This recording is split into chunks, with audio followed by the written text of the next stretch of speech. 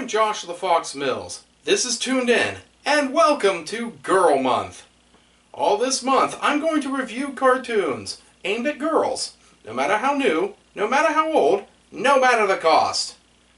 We're going to start off strong this week with a toon that seems to be focused towards little girls, but has built a following of all ages and genders worldwide. When we come back, I'll take a detailed look at the superhero girl power comedy action show, The Powerpuff Girls.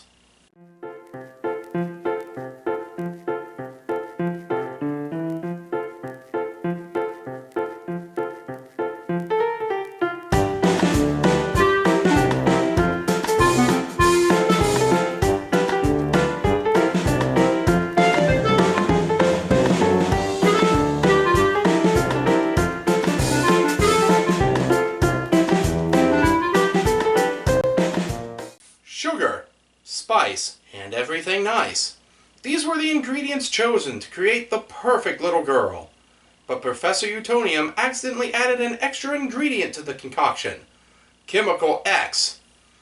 And thus the Powerpuff Girls were born, using their ultra superpowers. Blossom, Bubbles, and Buttercup have dedicated their lives to fighting crime and the forces of evil. Created by Craig McCracken in 1992, the Powerpuff Girls became a full show in 1998 and lasted as a series up until 2005. The series had been nominated for 6 Emmy Awards, 9 Annie Awards, and a Kids' Choice Award during its run. Incidentally, it won 2 Emmys and 2 Annies. Until 2002, Powerpuff Girls was produced under the Hanna-Barbera studio. So, I suppose it's time to meet the Hanna-Barbarians. Ha! Hoo! Ha! Raggy! The Powerpuff Girls was the highest rated original series on Cartoon Network for many years, taking off with whirlwind success. The voice acting was top-notch, with Tom Kenny voicing the mayor, the narrator, and several other characters. Blossom being voiced by Kathy Cavadini, Buttercup voiced by E.G. Daily, and Bubbles being voiced by dream girlfriend Tara Strong. Yeah, I don't care if she's married, I can still dream. The show centers on Blossom, Bubbles, and Buttercup, 3 girls with superpowers, as well as their father, the brainy scientist Professor Utonium, who all live in the fictional city of Townsville, USA.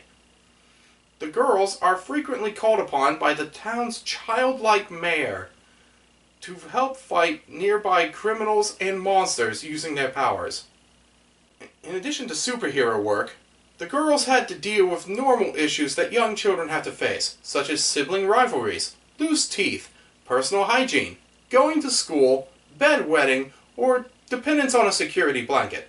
In many ways, the show was a parody of superhero shows and monster movies, all while keeping its dignity and having a certain charm. The girls even got a giant robot at one point they didn't really need, but hey, it's awesome! Don't knock it! Like most superheroes, the girls had a large rogue gallery of villains. Such villains included a group of mutant thugs called the Gangrene Gang, the almost depressingly stupid microbe mafia known as the Amoeba Boys, various random giant monsters, Little Orphan Annie turned super rich brat Princess Morbucks, the wild-haired sultry temptress Sedusa, and fuzzy lumpkins, basically what you get if you combine pink cotton candy with Sasquatch and a hillbilly. Of course, the 2 main villains of the show deserve their own recognition.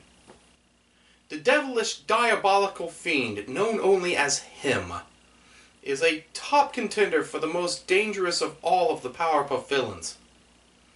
He's pretty much what you'd expect of Satan. Red, stylish goatee, pointy ears, inhuman claws, a deep booming voice when he's enraged, and being fabulous. Yeah, he seems to be a fan of makeup, fashion, and slightly effeminate behavior. For a short time, he was actually legitimately disturbing to me. I have since gotten over it, and kinda like this delightful devil. Carry on, you crazy crab-clawed cream puff.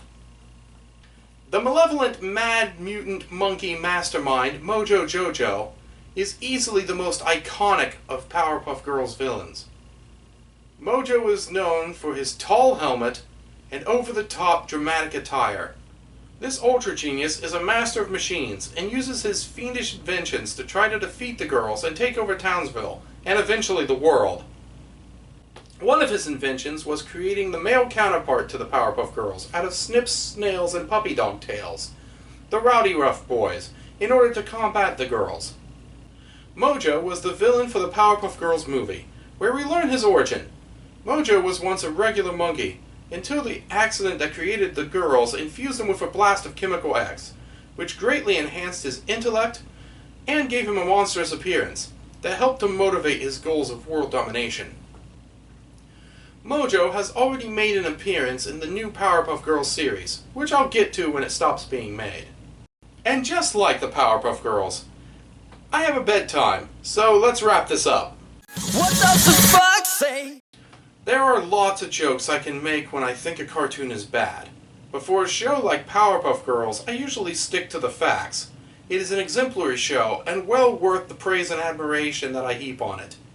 In my opinion, I would credit the current wave of higher quality tunes to the Powerpuff Girls, who no doubt inspired future artists and writers. I absolutely recommend you watch this show and give it a fair shot. Next week, Girl Month continues as I visit candy-colored companionship horses with My Little Pony. Until then, this was Josh the Fox Mills. Stay tuned.